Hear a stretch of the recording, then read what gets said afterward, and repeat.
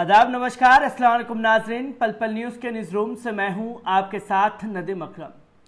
फिलिस्तीनियों की जीत का जो डंका है वो सिर्फ फिलिस्तीन में ही नहीं बल्कि पूरी दुनिया में बज रहा है, क्योंकि ऐसी सरकार को और ऐसी तानाशाह हुकूमत को फिलिस्तीनियों ने झुकाया है जिसको दुनिया सलाम कर रही है।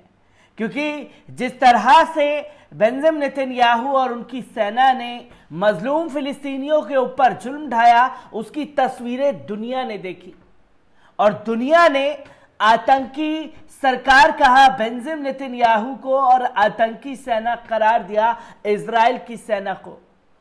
तमाम लोगों द्वारा इजराइल की सेना की कड़ी आलोचना की गई और इजरायली सेना को पीछे अपने कदम खींचने पड़े, क्योंकि फिलिस्तीनियों को वो नहीं झुका सके। और फिलिस्तीनियों का सिर्फ एक ही जुनून से लड़ाई थी कि वो या तो इस जंग में पूरी तरीके से शहीद होंगे या तो सामने वाले को पूरी तरीके से झुका देंगे। और जब इस जज्बे और जुनून से फिलिस्तीनियों ने इजरायली सैनिकों से जंग की, तो इस जंग में इजराइल की सरकार और सेना को पीछे हटना पड़ा। हर एक चीज पर लगातार अपडेट बनी हुई है, हर चीजों को आपके सामने भी रखूंगा। तमाम प्रतिक्रिया भी आना शुरू हो गई है, उन प्रतिक्रियाओं को लेकर के भी आप लोगों के सामने जुड़ता रहूंगा। पर सबसे अहम भूमिका जो निभाई है इस फिलिस्तीनियों की जंग में वो है ईरान और तुर्की। कैसे इन लोगों ने फिलिस्तीनियों के हौसले को बढ़ाया, इसके बारे में भी बात की जाएगी। पर सबसे पहले ये जानने की कोशिश करें कि जो इस्लाम के यानी कि जो सबसे बड़े ईरान के नेता हैं, धार्मिक गुरु हैं आयतुल्ला खमीनी, उनका एक संदेश जो है वो वायरल हो रहा है फिलिस्तीनियों को लेकर के। और उन्होंने जो कुछ भी कहा है वो हर कोई उनकी तारीफ कर रहा है और फिलिस्तीनियों के जज्बे को सलाम कर रहा है।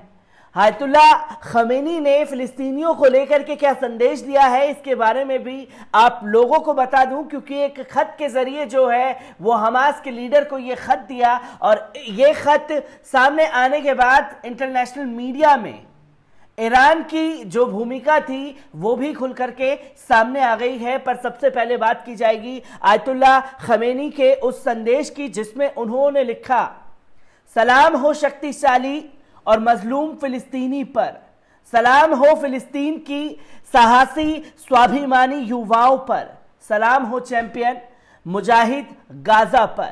आपको बता दें कि इस्लामी क्रांति के सर्वोच्च नेता धार्मिक गुरु आयतुल्ला खमीनी ने एक संदेश जारी करके जायोनी शासन के खिलाफ फिलिस्तीनियों को मिलने वाली विजय की मुबारकबाद दी है। सर्वोच्च नेता के संदेश में जो उन्होंने अपने लेटर के जरिए हमास के जो कमांडर हैं उसे लिखा है, बिस्मिल्लाहिर्रहमानिर्रहीम, सलाम हो शक्तिशाली और मजलूम फिलिस्तीनी पर, सलाम हो फिलिस्तीन की साहसी और स्वाभिमानी युवाओं पर, सलाम हो चैंपियन मुजाहिद गाजा पर, सलाम हो हमास, जिहादे इस्लामी और फिलिस्तीन के सभी राजनीतिक व मुजाहिद संगठनों पर।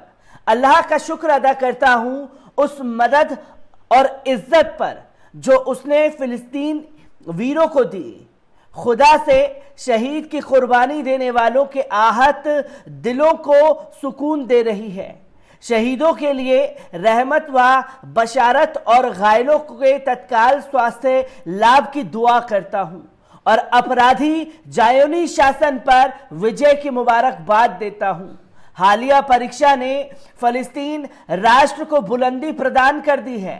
दरिंदा व भेड़िया जायोनी शत्रु समझ गया है कि फलस्तीन के एकजुट प्रतिरोध के सामने वे बेबस है। गाजा और 1984 के इलाकों और शिविरों के साथ कुदुस और वेस्ट बैंक के सहयोग की परीक्षा ने फलस्तीनियों की आइंदा की रणनीति दिखा दी है। इन 12 दिनों में फलस्तीन के एकजुट प्रतिरोध के सामने अपनी बेबस के कारण जायोनी जालिम को अपने कदम पीछे करे हैं। शर्मनाक और जुनूनी हरकत करके विश्व जमात को अपने खिलाफ आक्रोशित कर दिया है और खुद को और अपने समर्थक पश्चिमी सरकार विशेषकर अपराधी अमेरिका को और घृणित बना दिया है। झड़पों का शुरू होना या रुकना फिलिस्तीन की राजनीतिक और जिहादी हस्तियों के निर्णय पर निर्भर है, लेकिन तैयारी और मैदान में शक्तिशाली मौजूदगी को स्थगित नहीं होना चाहिए। शेख जर्राह के बहादुरों को सलाम करता हूं। ज़ायोनी सरकार लड़ाई के खिलाफ प्रतिरोध शेख जर्राह का अनुभव स्वाभिमानी फलस्तीनी जनता की स्थायी रणनीति होना चाहिए। मुस्लिम सरकारों को चाहिए कि फिलिस्तीनी राष्ट्र की सामरिक और वित्तीय मदद की जाए। गाजा के मूलभूत ढांचे के पुनर्निर्माण और नुकसान की भरपाई के मामले में सभी मुस्लिम देश खुल करके आगे आएं। मुस्लिम जगत को चाहिए कि अपनी सरकारें से इस कर्तव्य को पूरा करने की मांग करें। एक और दायित्व बेरहम आतंकी ज़ायोनी शासन को सजा दिलाना है। इन 12 दिनों में फिलिस्तीनी बच्चों और महिलाओं के कत्लेआम की सजा जरूर मिलनी चाहिए। शासन में प्रभावी सारे तत्वों और खुद अपराधी नेतन्याहू के खिलाफ आजाद वैश्विक अदालतों में केस चलना और उन्हें सजा दिलाना चाहिए।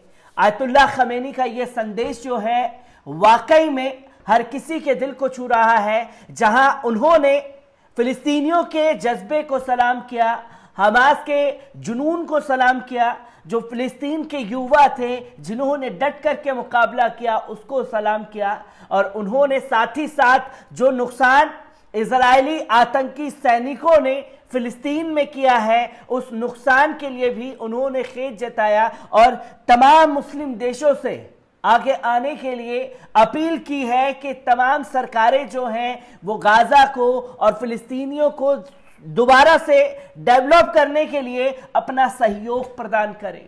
और साथ ही साथ उन्होंने इस लेटर के जरिए यह भी कहा कि आतंकी बेंजामिन नेतन्याहू के खिलाफ जो है इंटरनेशनल कोर्ट में मुकदमा चलना चाहिए, और जब तक उस अपराधी को सजा नहीं मिल जाती तब तक हम लोगों को लड़ाई जारी रखनी चाहिए।